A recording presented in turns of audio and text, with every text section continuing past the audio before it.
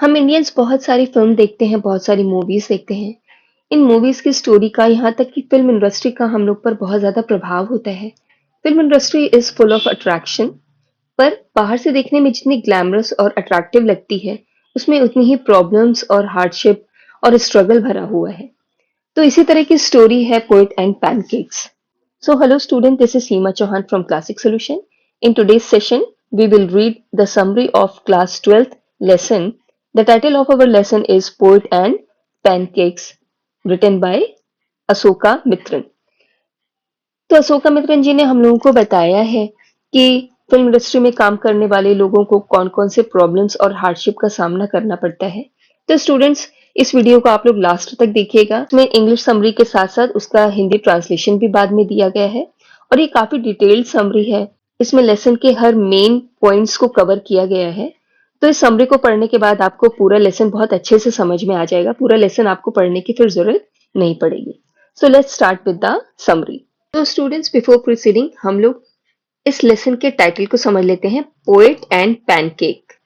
Poets मतलब होता है राइटर, लेखक, and pancake, pancake is a makeup brand. जब फिल्म की शूटिंग हुआ करती थी तो पैनकेक जो है वो ट्रक भर भर के मंगाया जाता था और एक्टर एक्ट्रेसेस के फेस पर उसको लगाया जाता था। फिर इसमें कुछ इंपॉर्टेंट कैरेक्टर हैं, इन्हें हम लोग समझ लेते हैं।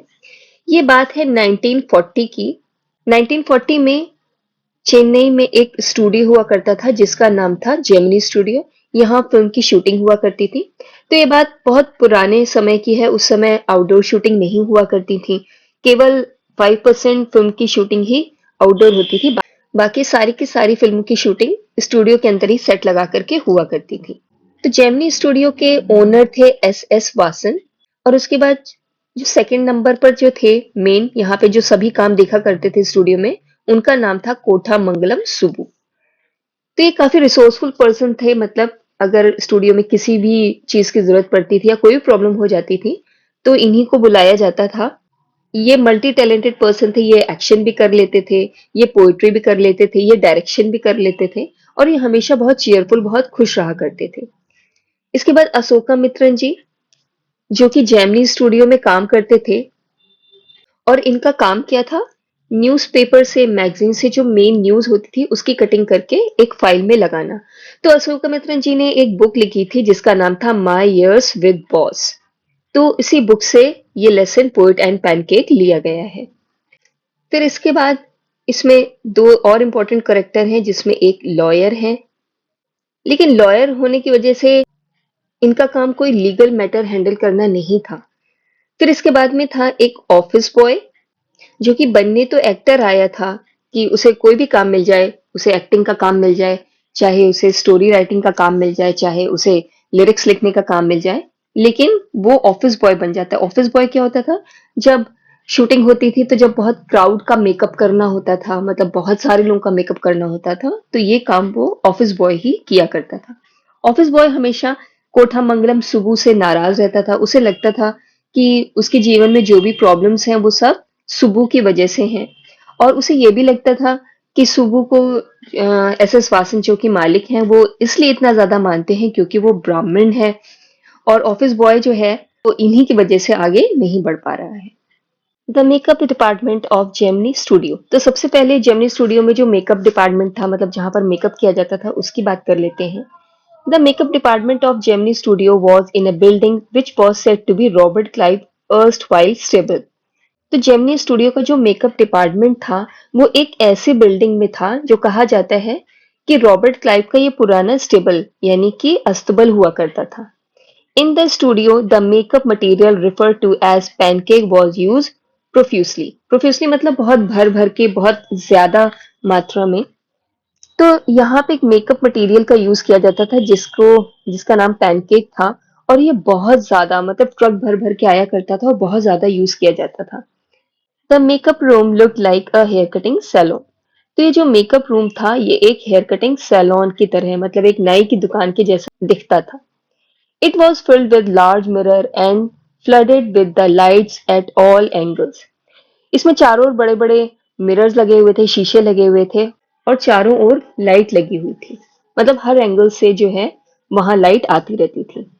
This department of Gemini Studio is a symbol of national integration. National integration मतलब राष्ट्रीय एकता। तो जेमिनी स्टूडियो का जो ये डिपार्टमेंट था, मेकअप डिपार्टमेंट था, ये राष्ट्रीय एकता का सिंबल था। वो कैसे? क्योंकि वहाँ इंडिया के अलग-अलग स्टेट से बहुत सारे लोग काम किया करते थे। It was headed by Bengali. इसकी शुरुआत में सबसे पहले वहाँ बंगाली काम करता था। He was succeeded by a Maharashtrian.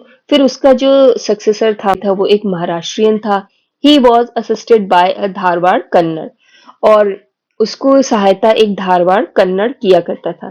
The different people belonging to different state occupied the position. फिर डिफरेंट स्टेट्स मतलब भारत के अलग-अलग स्टेट से अलग-अलग लोगों ने यहाँ पर आकर के काम। A strict hierarchy in the makeup department. Now what is hierarchy? Hierarchy किसी ऑफिस में या किसी भी डिपार्टमेंट में सीनियरिटी के हिसाब से पोस्ट का डिवीजन करना हायरार्की कहलाता है। जैसे कि जो सबसे सीनियर होता है, सबसे ज्यादा एक्सपीरियंस्ड होता है, उसे सबसे ऊंची पोस्ट दी जाती है। फिर उससे जो कम होता है वो सेकंड नंबर पे, फिर उससे कम वो थर्ड नंबर पे। तो इसको हायरार्की कहते हैं। An elaborate division of work marked the makeup department.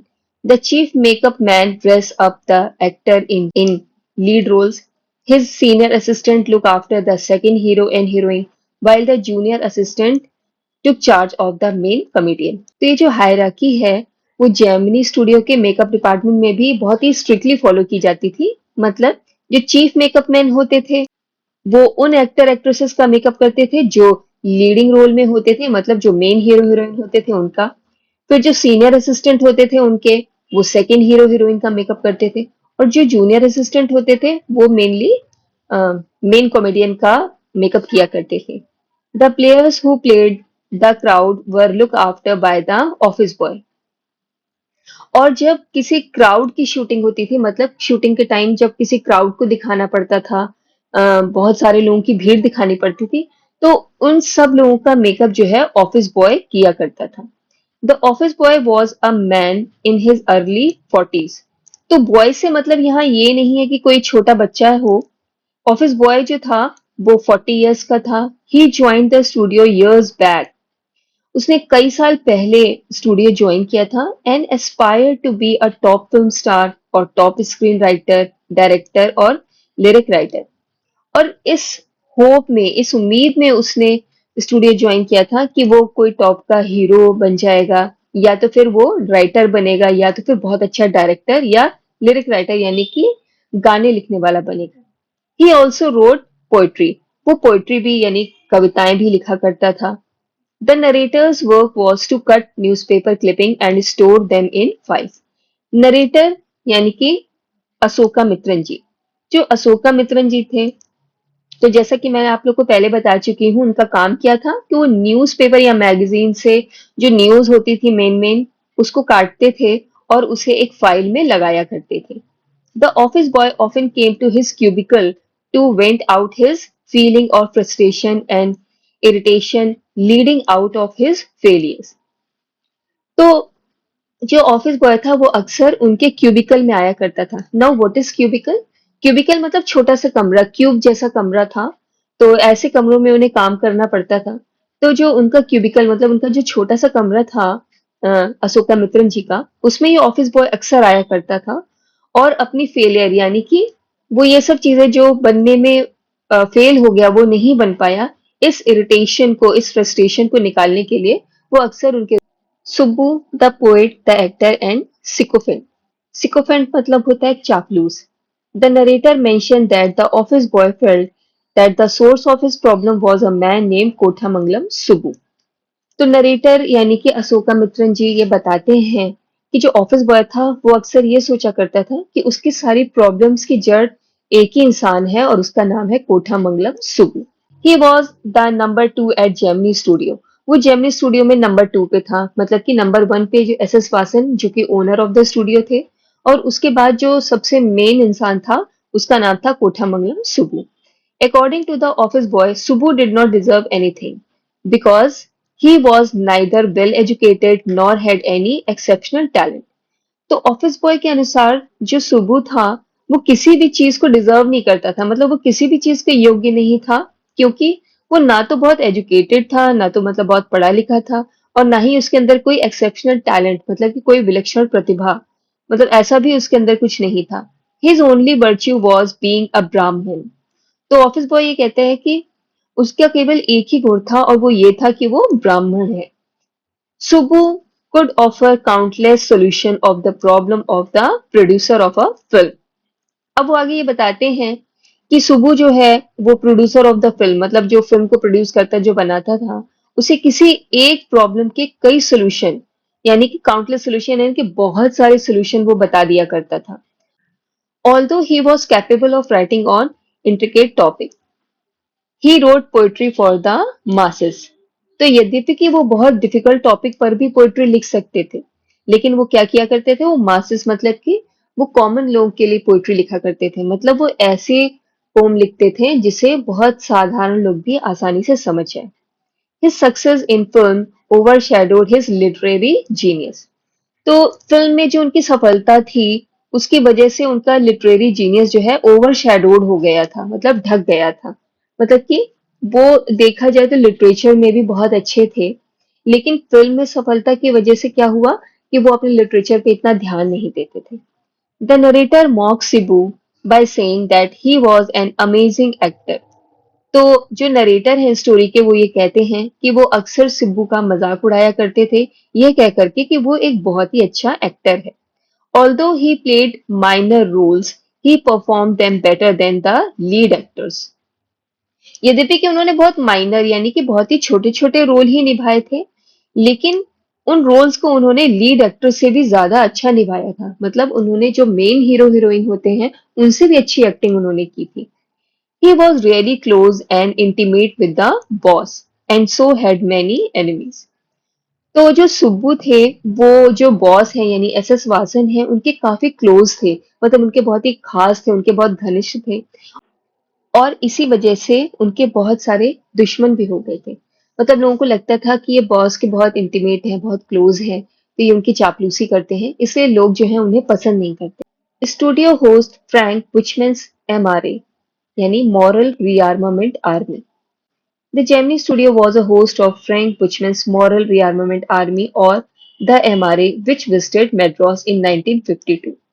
फिर मैड्रॉस में 1952 में एक नाटक का ग्रुप आया था जिसका नाम था मॉरल रीआर्मामेंट आर्मी या एमआरए उसे बोला जाता था और इसके मालिक थे फ्रैंक बुचमैन।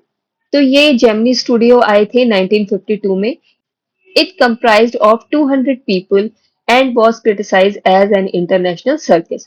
इसमें करीब 200 लोग थे, इसलिए इस ग्रुप की को बहुत क्रिटिसाइज किया गया और ये कहा गया कि ये एक इंटरनेशनल सर्कस है। The MRA presented two plays, Jonathan Bailey and The Forgotten Factor। तो इस ग्रुप ने दो प्ले प्रेजेंट किए थे यहाँ पर जिनका नाम था Jonathan valley and forgotten factor. The Gemini family comprises of 600 members saw the plays repeatedly। तो जेमनी फैमिली मतलब कि जेमनी स्टूडियो में जितने भी लोग काम करते थे, करीब 600 लोग वहां पर काम करते थे, उन्होंने इस प्ले को बार बार देखा। The Tamil and Madras drama community were really impressed by them. तो जो तमिल की मैड्रॉस की जो ड्रामा कंपनी थी वो सभी लोग इससे बहुत ज्यादा इम्प्रेस्ड हुए, मतलब इन लोगों के प्ले से बहुत ज्यादा इम्प्रेस्ड हुए थे। The sunrise and sunset scenes of Jonathan Valley were reproduced in almost all Tamil play in a similar fashion as that play। तो ये जो दोनों प्ले हुए थे ये बहुत ज्यादा पॉपुलर हुए थे। इसमें जो स्टोरी थी इन प्ले की जो थीम थी वो बहुत इजी थी। ऐसा नहीं कि वो बहुत डिफिकल्ट थी कि लोग उसे समझ ना पाए, वो समझ में तो सबको आ जाता था, लेकिन उसमें सबसे मेन चीज क्या थी, सनराइज और सनसेट दिखाना। वो बिल्कुल अलग तरह से उसमें दिखाया करते थे। तो उसके बाद में मैड्रॉस और तमिल में जितने भी मैड्रॉस में जो भी प्ले बने और तमिल लैंग्वेज में जो भी प्ले बने थे, तो उन सारे प्ले में ऑलमोस्ट वैसा ही सनराइज और सनसेट दिखाया जाता था जैसा कि जॉनथन वैली में दिखाया गया था। Another visitor at Gemini Studio। Soon another visitor was going to visit the Gemini Studio। तो मॉरल रीआर्मामेंट आर्मी के बाद में एक और विजिटर, एक और गेस्ट जेमिनी स्टूडियो में आए। He was rumour to be a poet और एडिटर। तो उनके बारे में यह हवा उड़ी कि या तो वो पोएट है या तो कोई एडिटर है, किसी न्यूज़पेपर के एडिटर है। However, the guest arrived and the boss read out a very long speech that did not have much to say about the visitor. फिर फाइनली क्या हुआ कि गेस्ट आ भी गए और जो बॉस है मतलब जो एसएस वासन जी हैं उन्होंने एक बहुत लंबा चौड़ा भाषण पढ़ा लेकिन उसमें उन्होंने जो विजिटर आए हुए थे वो कौन थे या क्या थे इसके बारे में उन्होंने कुछ भी नहीं बताया. When the guest turn came to address the audience, जब गेस्ट की बारी आई एड्रेस करने की ऑडियंस को मतलब जब गेस्ट की बारी आई स्पीच देने की his accent could not be understood by anybody. तो जो उनका एक्सेंट था मतलब कि उनका जो बोलने का लहजा था वो किसी को समझ ही नहीं आया मतलब वो जिस लैंग्वेज में बोल रहे थे वो एक्सेंट उनका इतना डिफिकल्ट था कि लोग उसको समझ ही नहीं पा रहे थे कि वो क्या कह रहे हैं. His visit remained an unexplained mystery. तो इस तरह से उनकी जो विजिट थी मतलब वो जो आए थे वो क्यों आए थे ये एक मिस्ट्री बन गया था. A short story contest organized by the encounter. The narrator then refers to another event, a short story contest to be organized by a British periodical by the name The Encounter.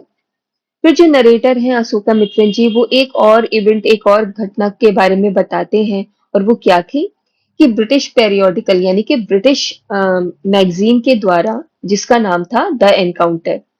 तो इस magazine ने एक short story contest organize कराया था. There was almost no information about the periodical in the library. तो library में जब वो गए उन्होंने जांच पड़ताल की तो लाइब्रेरी में इस पेरियोडिकल यानी इस पत्रिका के बारे में किसी को कुछ भी नहीं पता था.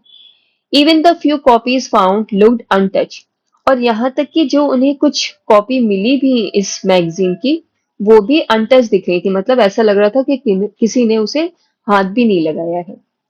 He checked at the British Council library and found out that the editor's name was Stephen Spender. इसके बाद में फिर वो ब्रिटिश काउंसिल लाइब्रेरी गए और वहां पर उन्होंने जांच पड़ताल की इस मैगजीन के बारे में एंड फाउंड और पाया that the editor's name was Stephen Spender कि इस मैगजीन के एडिटर का नाम स्टीफन स्पेंडर है. ही recalled that this was the same editor who was a guest at the Gemini studio. तो उन्होंने इसके बारे में पता की न्यूज इस मैगजीन के बारे में पता किया. फिर उन्होंने वहां पे उस मैगजीन के एडिटर का नाम पढ़ा और उसका नाम था स्टीफन स्पेंडर. तब उन्हें अचानक से याद आया ये तो वही एडिटर है जो जेमिनी स्टूडियो में गेस्ट बन करके आए हुए थे. The narrator boys a low price book the God that failed. Some years after leaving his job at the Gemini studio, the narrator bought a low price copy of a book, The God That Failed, released on the 50th anniversary of Russian Revolution. फिर उसके बाद में narrator बताते हैं कि Gemini studio में अपनी job छोड़ने के कुछ साल बाद जो है उन्होंने रशियन रेवोल्यूशन की 50th एनिवर्सरी के उपलक्ष्य पर एक बहुत ही कम कीमत में एक बुक खरीदी थी जिसका नाम था the God that failed. It was a compilation of 6 essays by 6 different authors on their journey into communism and their disappointed return. तो इस बुक में क्या था कि इसमें 6 ऐसे थे जिन्हें 6 अलग-अलग ऑथर ने लिखा हुआ था और ये किस टॉपिक पर थे कम्युनिज्म पर. तो कम्युनिज्म पर उनकी जो जर्नी थी जो उनकी यात्रा थी उसमें अपने एक्सपीरियंस उन्होंने लिखे थे और फिर किस तरह से वो निराश होकर के उन्होंने कम्युनिज्म छोड़ा उसे वापस आ गए. ये सारे एक्सपीरियंस इन सारे ऑथर्स ने अपने एस्से में लिखे थे. Stephen Spender was one of the contributor. तो इन एसेस को जिन ऑथर ने लिखा था उनमें से एक स्टीफन स्पेंडर भी थे. The narrator instantly record Stephen Spender's visit to the Gemini studio. Thus the mystery was finally solved. फिर नरेटर कहते हैं कि तब उन्हें याद आया कि हाँ ये स्टीफन स्पेंडर जेमिनी स्टूडियो क्यों आए थे और इस तरीके से उनके आने की जो मिस्ट्री है वो फाइनली सॉल्व हो गई. तो जेमिनी स्टूडियो वो क्यों आए थे क्योंकि मिस्टर एस एस वासन जो कि जेमिनी स्टूडियो के मालिक थे वो एक कम्युनिस्ट थे और स्टीफन स्पेंडर भी एक कम्युनिस्ट थे इसीलिए उन्हें जेमिनी स्टूडियो में इनवाइट किया गया था. So students with this we have come to the end of this session. इसके बाद में समरी का हिंदी ट्रांसलेशन दिया है तो you can pause the video and read the Hindi translation thoroughly ताकि आपको समरी और अच्छे से समझ में आ जाए. तो आई होप आप लोगों को समरी बहुत अच्छे से समझ में आई होगी. If you like my video hit the like button and if you have any query or any doubt do write in the comment section. Thanks for watching my video.